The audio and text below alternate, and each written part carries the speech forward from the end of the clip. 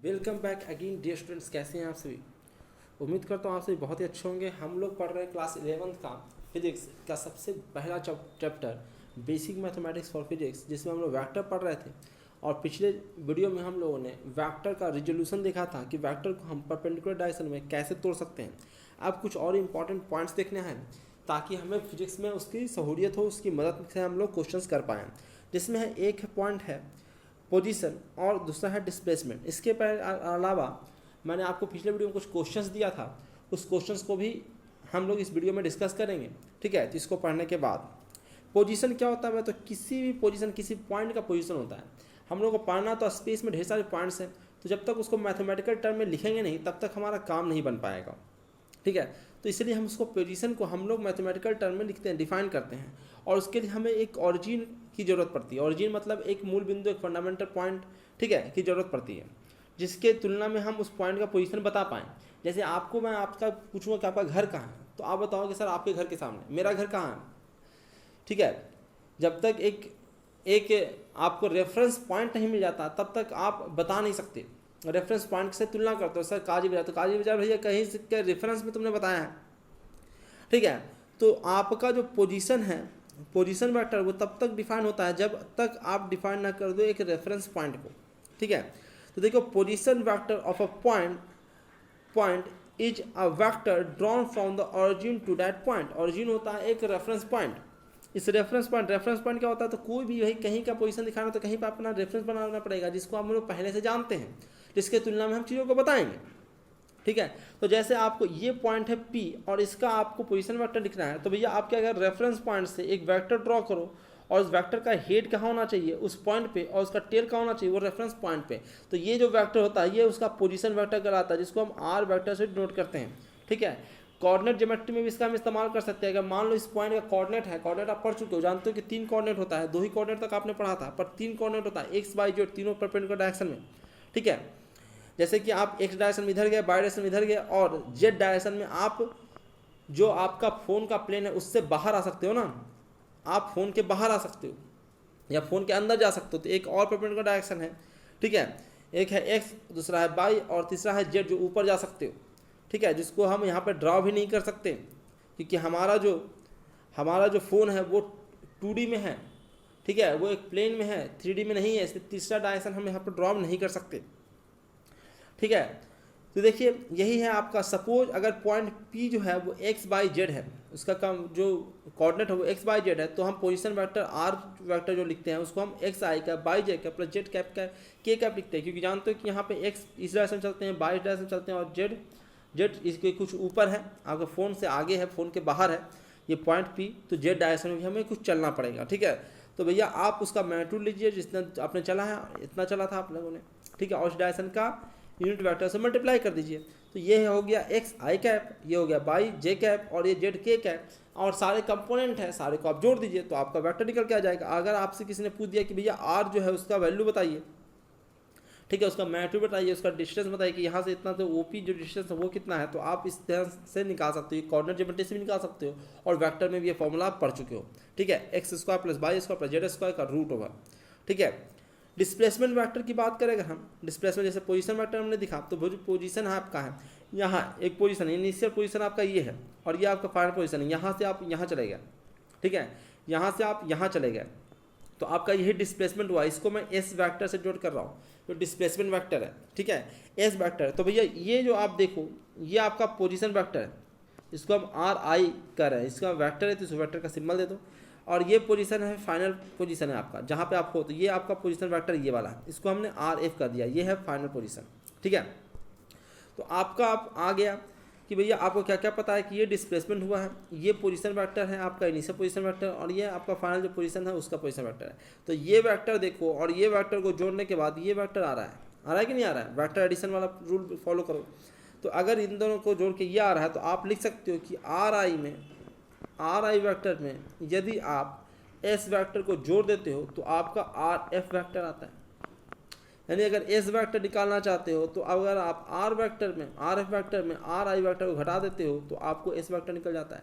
तो यदि डिस्प्लेसमेंट निकालना है तो फाइनल पोजीशन में से आप इनिशियल पोजीशन को घटा दीजिए, फाइनल पोजीशन वेक्टर में से इनिशियल पोजीशन वेक्टर को घटा दीजिए, तो आपका डिस्प्लेसमेंट वेक्टर निकल के आ जाता है। ठीक है, तो ये आपका डिस्प्लेसमेंट वेक्टर निकालने का तरीका आप लोगों ने सीख लिया। ठीक है, कुछ और यहाँ पे कुछ पॉइंट्स को हम लोग डिस्कस कर लेते हैं, कुछ बेसिक और भी पॉइंट्स है, उसके बाद हम लोग इसको खत्म करेंगे। और जो क्वेश्चन मैंने पिछले क्लास में दिया था आपको, पिछले वीडियो में आपको दिया था, उस क्वेश्चन को इस वीडियो में हम लोग डिस्कस कर लेंगे यदि समय बचेगा तो। ठीक है, तो देखो यहाँ पे ये किया हुआ था, जो मैंने ऊपर आपको बताया वही यहाँ पे किया हुआ है। ठीक है, देखो एक और मैंने ये भी आपको पिछले वीडियो में बता रखा था कि किसी भी वेक्टर के डायरेक्शन में अगर यूनिट वेक्टर निकालना है तो उस वेक्टर को आप उसके मैग्नीट्यूड से डिवाइड कर दीजिए तो आपको निकल जाता है। या फिर कहो कि किसी वेक्टर को अगर आपको लिखना है तो उस वेक्टर के मैग्नीट्यूड से उस वेक्टर के डायरेक्शन में यूनिट वेक्टर को आप मल्टीप्लाई कर दीजिए। जब हम किसी के ऊपर कैप लगाते हैं ना तो उसका यूनिट वेक्टर को डिनोट करते हैं हम लोग। ठीक है, तो इस प्रकार से हम लिख सकते हैं। एक नोट भी दिया गया कि if two vectors are in the same direction then their unit vectors will be same. अगर दो वेक्टर सेम डायरेक्शन में है, ठीक है, तो उस वेक्टर का, जैसे मान लेते ए वेक्टर और बी वेक्टर सेम डायरेक्शन में, एक वेक्टर ये वाला है और बी वेक्टर ये वाला है, ए वेक्टर ये वाला है और बी वेक्टर ये है, तो इन दोनों का जो यूनिट वेक्टर होगा ए कैप इक्वल टू होगा बी कैप के बराबर। रीजन है क्योंकि यूनिट वेक्टर क्या होता है, यूनिट वेक्टर तो मैग्नीट्यूड सेम ही रहेगा, एक ही रहेगा, और डायरेक्शन तो दोनों का सेम है ही। ठीक है, तो इस प्रकार से आपका दो वेक्टर जो सेम डायरेक्शन में है उसके यूनिट वेक्टर भी सेम होंगे, बराबर होंगे। ठीक है, एक और यहाँ पे हम लोग जानते हैं कि देखो यहाँ पे लिखा हुआ भी है कि इफ़ अगर ए वेक्टर का यूनिट वेक्टर और बी वेक्टर का यूनिट वेक्टर दोनों अगर इक्वल है, देन हम लिख सकते हैं यूनिट वेक्टर इक्वल है ना, तो इसको हम इस प्रकार से लिख सकते हैं, ये यूनिट वेक्टर है ए का, ये यूनिट वेक्टर है बी का। ठीक है, तो इस फॉर्म में भी हम लिख सकते हैं। ये एक्स्ट्रा नॉलेज आप लोगों के लिए इस्तेमाल होता है, क्वेश्चन वगैरह में कई बार ये सब पूछा जा चुका है, तो मैंने ये सब भी आपको बता दिया, जेई वगैरह के क्वेश्चन में ये सब पूछा जा चुका है।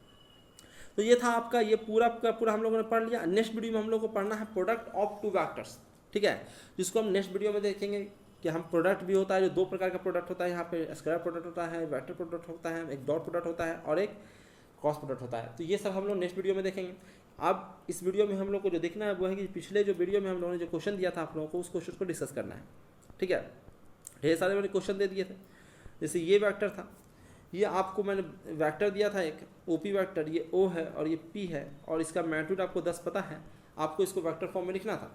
वेक्टर फॉर्म में लिखने के लिए आपको एक्स डायरेक्शन में कंपोनेंट चाहिए और वाई डायरेक्शन में कंपोनेंट चाहिए। तो ये कंपोनेंट 10 क्या हो जाएगा, 10 cos 30 और ये कंपोनेंट क्या हो जाएगा 10 sin 30। ठीक है, तो 10 cos 30 का वैल्यू कितना होता है हमें, तो 10 cos 30 डिग्री का वैल्यू होता है √3/2, जो कट गया, 5 बार भी कटेगा ना। इस पर 4 क्यों लिखा हुआ है, 4 क्यों लिखा हुआ है, √3/2 होता है ना। तो ये आपका शायद ये 10 नहीं होगा, 8 होगा, कोई और क्वेश्चन होगा, देख लेता हूँ मैं। चलिए वो कर तो लोगे ना, हो सकता है मिस्टेक हो, यहाँ पे 10 लिखा गया हो और 8 से सोल्व किया हुआ हो। ठीक है, तो आप लोग कर लोगे। ये कंपोनेंट आपको इस कंपोनेंट के साथ मान लेते हैं, ये कंपोनेंट आपका ax आ गया और ये कंपोनेंट a बाई आ गया, तो आपको क्या लिखना है, ax आई कैप माइनस है, ये नीचे डायरेक्शन आ गया ना, नीचे ऊपर वाले को हम लोग जे कैप कहा तो नीचे वाले को माइनस जे कैप कहेंगे, तो -a/j कैप। ठीक है, तो ax और a बाई आप ट्रिग्नोमेट्री से निकालिए, उसका वैल्यू पुट कर दीजिए, ये क्वेश्चन हो जाएगा। उसके बाद नेक्स्ट क्वेश्चन ये है आपका, इसमें आपका ए बी का वैल्यू उसने दे रखा है 10 और ये एंगल दे रखा है 37 डिग्री, आपका 37 डिग्री दे रखा है, तो ये वाला आप वेक्टर निकालो और ये वाला आप डिस्टेंस निकालो। ठीक है, और इसमें आप आई कैप से मल्टीप्लाई करो, इसमें जे कैप से मल्टीप्लाई करो, तो ये आपका 8 निकल के आएगा, ये 6 निकल के आएगा। ठीक है, तो 8 आई कैप प्लस 6 जे कैप हो जाएगा। ठीक है, अभी और भी कुछ चीज़ें करता है जिसे फिजिक्स में हम लोग कैसे इस्तेमाल करेंगे। फिजिक्स में जैसे ये क्वेश्चन है आपका, resolve the weight of the body in the direction of inclined plane and in the perpendicular direction of inclined plane. तो आपका एक इंक्लाइंड प्लेन पर एक ऑब्जेक्ट रखा हुआ है, देखो ये ऑब्जेक्ट, ये इंक्लाइंड प्लेन है और इस पर एक ऑब्जेक्ट रखा हुआ है, ये इंक्लाइंड प्लेन है और ये आपका एंगल थीटा है। इंक्लाइंड है तो ये कुछ ना कुछ झुकाव तो रहेगा, तो ये झुकाव कितना है, थीटा है। और ये बच्चा रखा हुआ है इसके ऊपर, ये बच्चा क्या है, m मास इस पर रखा हुआ है। अब इसके पे एक वेट लग रहा होगा, धरती इसको खींच रही होगी, धरती सबको खींचती है, इसको भी खींचेगी, m जैसे खींच रही है। अब कह रहा है कि ये जो इसका वेट है इसका कंपोनेंट तोड़ना है दो डायरेक्शन में, एक डायरेक्शन में तोड़ना है इंक्लाइंड प्लेन के डायरेक्शन में और एक उसके परपेंडिकुलर डायरेक्शन में। ठीक है, एक इस डायरेक्शन में तोड़ना है, एक इस डायरेक्शन में तोड़ना है। तो ये सिंपल सी बात है। ठीक है, मैं इसको अलग से ही बना लेता हूँ, मान लेता हूँ ये ऐसे ऐसे हैं। ठीक है, ये आपका एक बॉडी है m, इसका एक फोर्स नीचे की ओर लग रहा है, ये वेट है mg और इसी का कंपोनेंट तोड़ना है और ये एंगल थीटा दे रखा है। सबसे पहले हमको एंगल पता लगे, हमको कौन कौन डायरेक्शन में मैग्नीट्यूड तोड़ना है, एक कंपोनेंट तोड़ना है, एक इस डायरेक्शन में तोड़ना है और एक इस डायरेक्शन में तोड़ना है।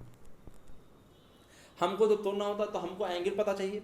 एंगल पता करने के लिए क्या होगा भाई, तो ये थीटा है, तो ये कितना होगा 90 माइनस थीटा, और ये पूरा का पूरा 90 डिग्री है, ठीक है। तो ये 90 डिग्री माइनस थीटा है, तो ये कितना होगा थीटा होगा। तो ये एंगल का थीटा पता लग गया, तो ये कंपोनेंट कितना हो जाएगा, ये कंपोनेंट हो जाएगा mg cos थीटा, और ये कंपोनेंट क्या हो जाएगा mg sin थीटा। इसको याद रखिएगा, ये हमारा बहुत ज़्यादा इस्तेमाल होने वाला है फिजिक्स में, कि नवतल पर या फिर इंक्लाइंड प्लेन पे जो भी ऑब्जेक्ट रहेगा उसका बेट के दो कंपोनेंट हम बार बार तोड़ेंगे, ठीक है। क्योंकि ये कंपोनेंट भैया, ये कंपोनेंट जो बेट का है वो तो बैलेंस हो जाएगा, इधर से डायरेक्शन में इंक्लाइंड प्लेन है तो इसको बैलेंस कर लेगा, पर ये डायरेक्शन, ये कंपोनेंट जो है इसको ये एक्सेलरेशन देगा, इस डायरेक्शन में कोई फोर्स नहीं है, ये इसके कारण ये नीचे गिरेगा, और इंक्लाइंड प्लेन पर जो गिरता है वो mg sin थीटा फोर्स के कारण ही गिरता है। तो आपको सदैव याद रखना है, बार बार मैं एंगल नहीं तोड़ूंगा, इस डायरेक्शन में कंपोनेंट होता है वो mg cos थीटा होता है, और इस डायरेक्शन में कंपोनेंट होता है वो mg sin थीटा होता है। इसको आपको याद रखना है, ठीक है, कि बार बार हम लोग नहीं करने जाएंगे। देखो बहुत वास्ट हो गया है दुनिया, बहुत ही फास्ट चल रहा है, बहुत ही कम समय मिलता है आपको कॉम्पिटिटिव एग्जाम में, जेईई मेंस वगैरह के एग्जाम देना होते हैं, जेईई का एग्जाम देना होता है आप लोगों को, ठीक है। तो बाकी लोग जिस तरह से जितना फास्ट है उतना फास्ट आपको भी बनना पड़ेगा, तब जाके आप उसकी कंपटीशन में टिक पाओगे, ठीक है। चाहे आप जेईई मेंस, जेईई एडवांस का दे या नीट वगैरह के एग्जाम, तो उसमें भी बहुत समय कम होता है, तो बहुत फास्ट क्वेश्चन करना होता है। तो बहुत सारी चीज़ें हम लोग भाई, आप घर पे प्रैक्टिस करते हो और प्रैक्टिस का इस्तेमाल वहाँ करते हो, वहाँ पे आप दिमाग नहीं लगाते, ठीक है। वो अलग बात है कि एडवांस वगैरह को में क्वेश्चन ऐसे दिया रहता है कि ताकि आप वहाँ पे भी आप दिमाग इस्तेमाल करें, पर यहाँ जो बना चुके हैं उसको डायरेक्टली में इंप्लीमेंट कीजिए, वहाँ पे भी आप तोड़ फोड़ करेंगे तो हो गया। यहाँ पे जो कर चुके हैं वो हमको पता रहना चाहिए, वो याद रहना चाहिए, इतना बार करें कि वो याद हो जाए। चलिए यहाँ पे फिर से क्वेश्चन है आपका, फिर से वही वाला इंक्लाइन प्लेन है, उस पर वही मास रखा हुआ है बेचारा, तब से रखा हुआ है। ये है आपका थीटा एंगल इंक्लाइन प्लेन के साथ, और ये आपका मास m है। आपको कहा गया कि find the vertical and horizontal component of normal force. Normal force क्या होता है वो बता देते हैं। ये धरती पर रखा हुआ है तो धरती इस पर एक फोर्स लगा रही होगी परपेंडिकुलर डायरेक्शन में, एंड इसका दो कंपोनेंट तोड़ना है, ठीक है। एक वर्टिकल कंपोनेंट तोड़ना है, एक हॉरिजॉन्टल कंपोनेंट है। ये हॉरिजॉन्टल कंपोनेंट और ये वर्टिकल कंपोनेंट है, ये दोनों आपको तोड़ के बताना है कि इसका वैल्यू कितना है और इसका वैल्यू कितना है। मैं इतना बता दिया, आप इसका वैल्यू बताइए, ठीक है। तो वैल्यू सिंपल सी बात है, ये आपका इंक्लाइन प्लेन है, ये आपका इस पर मास रखा हुआ है, और इस पर एक नॉर्मल फोर्स इस डायरेक्शन में लग रहा है। आपको कंपोनेंट एक ये चाहिए और एक ये चाहिए। कंपोनेंट मतलब होता है इसको तोड़ के हम ये दो भाग बना दिए, ठीक है। इसके लिए हमें एंगल चाहिए, ये आपका थीटा एंगल है, थीटा ये और ये पैरेलल है क्योंकि दोनों हॉरिजॉन्टल है। ये थीटा है तो ये भी थीटा होगा, ठीक है। तो सॉरी ये और ये पैरेलल है, तो ये वाला अगर थीटा है तो ये भी वाला भी क्या होगा, थीटा होगा। ये वाला थीटा है तो ये देखिए 90 डिग्री है, ये 90 डिग्री है कि नहीं, तो ये 90 डिग्री माइनस थीटा होगा, और ये फिर से 90 डिग्री है, ये है कि नहीं। तो ये वाला एंगल कितना होगा, ये होगा 90 डिग्री माइनस, सॉरी ये कैसा होगा, थीटा हो जाएगा। ये 90 डिग्री माइनस थीटा है तो ये थीटा हो जाएगा। तो ये एंगल थीटा अगर तो एन ये है हमको पता लग गया, इसके साथ एंगल पता लग गया थीटा, तो ये कंपोनेंट क्या होगा एन कॉस थीटा, और ये कंपोनेंट क्या होगा एन साइन थीटा। ये आप याद रखिएगा कि ये होता है आपका एन कॉस थीटा और ये होता है आपका एन साइन थीटा, जो यहाँ पे बना हुआ भी है। यहाँ पे आपको दिख रहा होगा इधर इस डायरेक्शन में कंपोनेंट है एन साइन थीटा जो हॉरिजॉन्टल कंपोनेंट, और ये आपको vertical component N cos theta, ठीक है। तो सिंपल सा आप तोड़ सकते हैं। कहीं पे कोई समस्या आ रही हो तो आप कमेंट में मुझे बता सकते हैं, मैं आपको फिर से डिस्कस करूँगा। आप मुझे मेरा व्हाट्सअप नंबर देके भी संपर्क कर सकते हैं। कोई क्वेश्चन अगर नहीं बन रहा है, इसका व्हाट्सअप नंबर नहीं है, वो मेरा ईमेल ले सकता है। मेरे चैनल पर जाए, अबाउट में जाओ, उसमें ईमेल आईडी दे रखा है, वहाँ पर भी वो अपना क्वेश्चन वगैरह सेंड कर सकता है। मैं उसको जरूर रिप्लाई करूँगा, सबको रिप्लाई करता हूँ, तो आप लोगों को भी रिप्लाई करूँगा, ठीक है। चलिए एक और क्वेश्चन, ये जनरल एप्टीट्यूड का क्वेश्चन है। ये आपको जनरल कॉम्पिटिटिव एग्जाम में एसएससी वगैरह में, ठीक है, आता रहता है। बैंकिंग वगैरह में क्वेश्चन आता रहता है, डायरेक्शन वाले क्वेश्चन, ठीक है। गेट वगैरह के एग्जाम में भी आता रहता है, हायर क्लास में आता रहता है। और इसको लोग बनाते हैं तो बहुत सारा कॉम्प्लिकेशन लाते हैं। अगर इसको वेक्टर की सहायता से हम बनाएं, क्योंकि आप जनरल कंपटीशन में जाओगे तो उस लोगों को वेक्टर नहीं पढ़ा हुआ रहता है। जनरल कंपटीशन के बच्चे जाते हैं वो 11-12 में साइंस नहीं लिए रहते हैं जनरली, ठीक है। तो जनरल कंपटीशन वाले बच्चों को ये सब फैक्टर वगैरह पता नहीं रहता, तो वो ढेर सारे ज्योमेट्री वगैरह लगाते हैं, ट्रिग्नोमेट्री लगाते हैं, ट्रिग्नोमेट्री भी पढ़ा नहीं रहता लोगों को, ठीक है। तो हम लोग और इसको ईजी कर सकते हैं। इसको मैं दो तरीक़ों से आपको सोल्व करके दिखाऊंगा, ठीक है। एक जनरल तरीके से और एक वेक्टर के तरीके से, ठीक है। चलिए क्या है भाई, ये है आपका a man travel 3 metre in north direction. 3 metre वो नॉर्थ डायरेक्शन में जाता है। लीजिए चला, ये बड़ा गलत है, इसको काट दो। ये 3 मीटर नॉर्थ डायरेक्शन में चला गया, ठीक है। Then travel 5 metre in 53 degree from east to north, ठीक है। From east to north, east के साथ एंगल है वो, ईस्ट ये वाला डायरेक्शन होता है नीचे, कौन सा डायरेक्शन होता है, ये वाला डायरेक्शन होता है ईस्ट, ठीक है, ईस्ट डायरेक्शन है। तो from east to north, east से नॉर्थ की तरफ वो 53 डिग्री का एंगल बनाता है, ईस्ट से आपका 53 डिग्री का एंगल बनाता है नॉर्थ की तरफ। तो थोड़ा बहुत मिस्टेक है, ये लिखने में आपका मिस्टेक हो गया है। ये एक्चुअली जो एंगल बना रहा है नॉर्थ के साथ बना रहा है ईस्ट की तरफ, ठीक है। ये देखो हाँ यहाँ लिखा हुआ था फ्रॉम नॉर्थ, नॉर्थ के साथ बना रहा है और ईस्ट की तरफ बना रहा है, टू ईस्ट, ठीक है। तो फ्रॉम नॉर्थ, नॉर्थ ये है आपका नीचे ये वाला, ठीक है। तो इसके साथ 53 डिग्री का एंगल बना रहा है और किस डायरेक्शन बना रहा है, ईस्ट की तरफ बना रहा है। नॉर्थ से इधर भी एंगल बन सकता है, इधर भी एंगल बन सकता है, पर उसने एंगल बनाया है किधर, ईस्ट की तरफ, ठीक है। तो 53 डिग्री का एंगल बना रहा है ईस्ट की तरफ, तो इधर वो चला गया है। और कितना चला है वो, तो वो 5 मीटर चला है। तो 5 मीटर मैंने उसको यहाँ पे चलाया है, यहाँ आ गया। And finally hit travels 2 metre in short direction, फिर शॉर्ट डायरेक्शन वो 2 मीटर चला गया है, ठीक है। Find the displacement of the mass, अब डिस्प्लेसमेंट आपको निकालना है। डिस्प्लेसमेंट क्या होता है भाई, तो डिस्प्लेसमेंट होता है फारर माइनस इनिशियल, ठीक है। ये होगा इसका डिस्प्लेसमेंट, ये होगा डिस्प्लेसमेंट। अब यहाँ पे जो सारे क्वेश्चन में क्या करते हैं वो लोग करते हैं ज्योमेट्री लगाते हैं, ट्योमेट्री लगाते हैं, ठीक है। और उसमें बहुत सारा अगर बहुत ज़्यादा कॉम्प्लिकेशन है तो वो फंस जाते हैं। तो हम लोग भी पहले ज्योमेट्री लगा के देखते हैं कैसे निकालेंगे हम, ठीक है। ये गया, ये आपने 3 मीटर चला गया, ठीक है। ये 3, आपको ये वाला डिस्टेंस निकालना है ना। ये डिस्टेंस निकालने के लिए आपको ये वाला पता है, आपको ये ऊपर 3 है तो ये भी आपका 3 होगा। नहीं 3 नहीं पता है तो भैया आप कैसे निकालोगे आप, तो आप लोग देखो कैसे निकालोगे। ये आपको दे रखा है उसने 5 दे रखा है, ये 53 दे रखा है, तो ये आपका 37 हो जाएगा। 37 बन गया तो आप यह कंपोनेंट तोड़ सकते हो, ये 4 आएगा और ये 3 आएगा।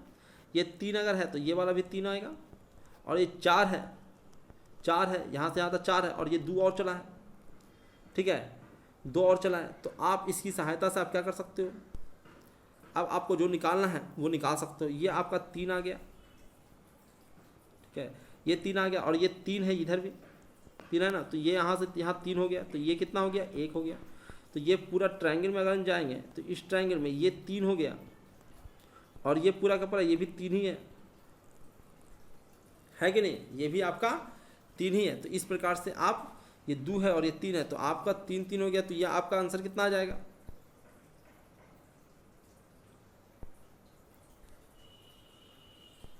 ये आपका, 1 मिनट में देख लेता हूँ। देखो यहाँ पे क्वेश्चन कुछ और है, हम लोग सॉल्यूशन कुछ और का बता रहे हैं, वो दोनों सेपरेट क्वेश्चन है। क्योंकि यहाँ पे देखो, यहाँ पे जो लिखा हुआ है, ये क्या लिखा हुआ है ये हम लोगों को समझ में, फ्रॉम नॉर्थ है या फ्रॉम ईस्ट टू नॉर्थ लिखा हुआ है, ये दोनों अलग चीज़ें। क्योंकि यहाँ पे क्वेश्चन सोल्व किया हुआ अलग बना हुआ है डायग्राम, और आंसर अलग बनाया हुआ है, ठीक है। तो ये डिपेंड करता है कि क्वेश्चन क्या है। अगर क्वेश्चन जिस प्रकार से हम बना रहे हैं तो उसका अलग आंसर आएगा, ये आंसर नहीं आएगा, ठीक है। क्योंकि ये भी आपका 3 है और ये भी आपका 3 ही हो जाएगा। तो आपका 3 3 9 हो गया, 9 + 9, या फिर कहोगे आपके 3√2, ये आंसर इसका आना चाहिए, ठीक है। पर अगर आपका क्वेश्चन अगर इस अनुसार हम लोग चेंज कर लेते हैं तो उसका क्वेश्चन अलग बनेगा। क्या है भाई, तो देखिए फिर से आप लोग देख लेते हैं, इसको आप हटा दीजिए, और जो क्वेश्चन है उसके अनुसार हम लोग चलते हैं, उसका आंसर अलग आएगा। क्या है भाई, a man travel 3 metre in north में हम लोग 3 मीटर उसको चला दिए, ठीक है, 3 मीटर चल गया। उसके बाद है then travel 5 metre in 50 degree from east, east ये होता है, इससे 53 डिग्री टू नॉर्थ के डायरेक्शन 53, ये वाला डायरेक्शन आएगा 53, ईस्ट से नॉर्थ की तरफ, नॉर्थ ये है ना, ऊपर है नॉर्थ, इसकी तरफ 53, और ये 5 मीटर चला है। Finally hit travels 2 metre in short direction, फिर उसको 2 मीटर और नीचे आता है। Find the displacement of the man, ठीक है। तो ये 2 मीटर है, यहाँ है और ये है, ये वाला आपको निकालना है, ठीक है, ये वाला आपको निकालना है। इसके लिए ये अगर 5 है तो आपको ट्रायंगल बनाना पड़ेगा, आप इसको बनाते जाइए क्योंकि कॉम्प्लिकेटेड हो जाता है यहाँ पे। तो ये 5 है, ये 53 है, ठीक है, और ये आपका यहाँ से यहाँ 2 ही है, तो हम लोग पूरा निकालते हैं ये, ठीक है, और ये वाला पूरा निकालते हैं। तो ये वाला अगर हम 53 डिग्री पर अगर सोल्व करें तो ये आपका 4 आएगा और ये आपका 3 आएगा, ठीक है, ये 4 आएगा 3 आएगा। tan 53 डिग्री का वैल्यू निकालिए, 53 डिग्री का वैल्यू निकालिए, ये होता है 4/, ये आपका होता है tan का वैल्यू होता है 4/3, ठीक है। साइन का होता है, sin 53 होता है आपका 4/5, ठीक है। तो साइन में आपका 4 आ जाएगा, यहाँ पे 3 आ जाएगा, 4 आएगा तो ये आपका वैल्यू निकल के आ गया 2 ये है, तो ये आपका 2 हो गया, 2 हो गया ये। अगर अब आप निकालना चाहते हो ये वाला वैल्यू, तो ये 2 यहाँ है, तो ये पूरा ये कितना है 3 है, तो ये पूरा यहाँ से यहाँ कितना हो जाएगा, ये यहाँ से यहाँ आपका हो जाएगा 3 2 5, और ये आपका 3 पहले से है, ठीक है। तो ये ट्रिग्नोमेट्री से आपका इसका वैल्यू निकालोगे तो ये 5 है और 3 ये है, तो आपका क्या निकल के आ जाएगा भाई 25 + 9, और ये जो आंसर आपका लिखा हुआ है वो वही आंसर आ जाएगा, ठीक है। तो दोनों अलग अलग है, मैं एक बार साफ सुथरा आपको बना कर दिखा देता हूँ। ये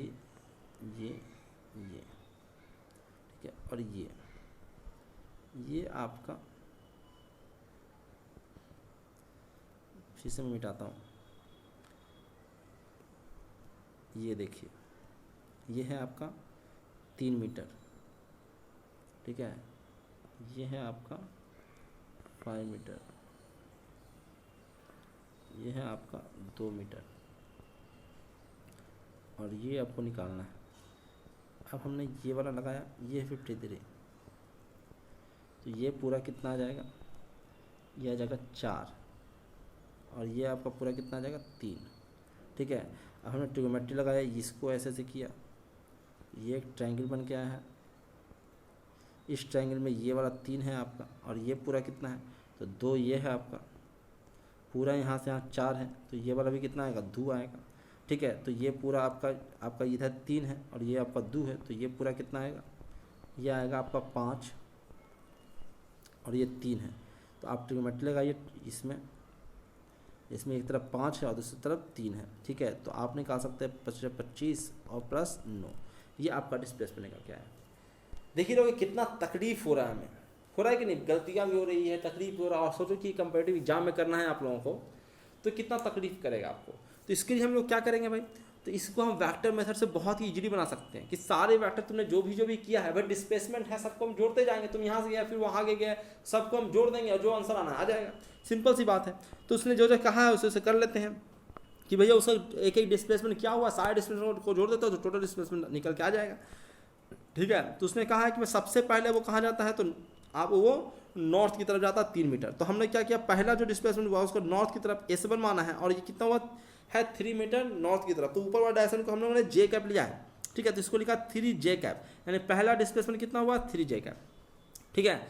दूसरा उसने कहा कि 53 डिग्री जाता है वो नॉर्थ, ये ईस्ट के साथ एंगल बनता है 53 का और नॉर्थ की तरफ होता है, तो ये वाला है आपका 5, ठीक है। इसको हमने S2 का है, S2 को हमने कंपोनेंट के फॉर्म में लिख दिया, ये आपका 4 होगा, दिख रहा है कैसे कैसे बनाया गया, और नीचे आपका 3 होगा, तो इसको हमने 5 cos I कैप और 5 sin 53J कैप लिखा है, ठीक है। उसके बाद कहा है कि वो किधर जाता है भाई, तो वो जाता है नीचे की ओर, वो जाता है साउथ की ओर 2 मीटर जाता है, तो इसको हमने -2J कैप कहा। अब टोटल डिस्प्लेसमेंट निकालना, तो टोटल डिस्प्लेसमेंट सिंपल सी है कि तुम सबको क्या कर दो, जोड़ दो।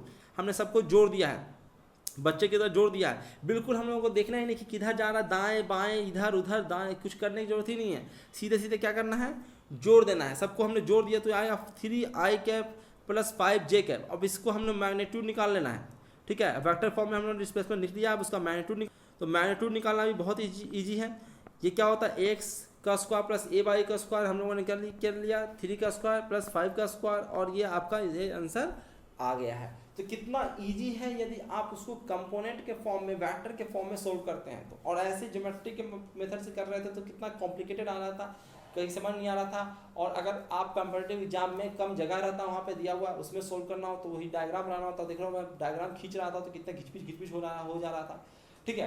तो वहाँ पे ये दिक्कत होता है, जल्दीबाजी में मिस्टेक होने की भी चांसेस रहता है। 2 की जगह 4 ले लिया आपने, कुछ और ले लिया तो कुछ और आंसर आ जाता है, और वो भी ऑप्शन में दिया रहता है तो आप गड़बड़ हो जाता है, ठीक है। और यहाँ पे गड़बड़ होने का कोई चांसेस नहीं है, कोई कैलकुलेशन मिस्टेक होने का चांसेस नहीं है, ठीक है। तो ये आपका बहुत ही फायदेमंद चीज़ें हैं। अगर वेक्टर पढ़ लिए तो जनरल कंपटीशन वगैरह में बहुत ज़्यादा फायदा ये पहुंचा सकता है। चलिए इस वीडियो में इतना ही रखते हैं, बहुत बहुत धन्यवाद आप लोगों का। यदि आप लोगों ने चैनल को सब्सक्राइब नहीं किया तो आपसे आग्रह है कि मेरे चैनल को सब्सक्राइब कर लीजिए, बेल आइकन को क्लिक कर लीजिए, और वीडियो को लाइक करना आप नहीं भूलिएगा, और अपने दोस्तों के साथ इसको शेयर कीजिए अधिक से अधिक, जितना ज़्यादा लोग देखेंगे, क्योंकि ये भैया इससे कोई पैसे वैसे मिलते नहीं, तो इसको इसलिए बनाया जाता है कि अधिक से अधिक बच्चों को फायदा हो, ठीक है। तो यदि इसका फायदा नहीं होगा तो फिर इसको बनाने को मतलब नहीं बनता है। तो आपसे आग्रह है कि इसको आप अधिक से अधिक शेयर कीजिए ताकि मैं और बेहतर से बेहतर वीडियो बनाऊं, ठीक है, और इसको कंटिन्यू करता जाऊं। अगले हम लोग वीडियो में क्या पढ़ना है भाई, तो प्रोडक्ट और वेक्टर्स पढ़ना है, ठीक है, क्रॉस प्रोडक्ट, डॉट प्रोडक्ट, इसमें डिफरेंस समझना है।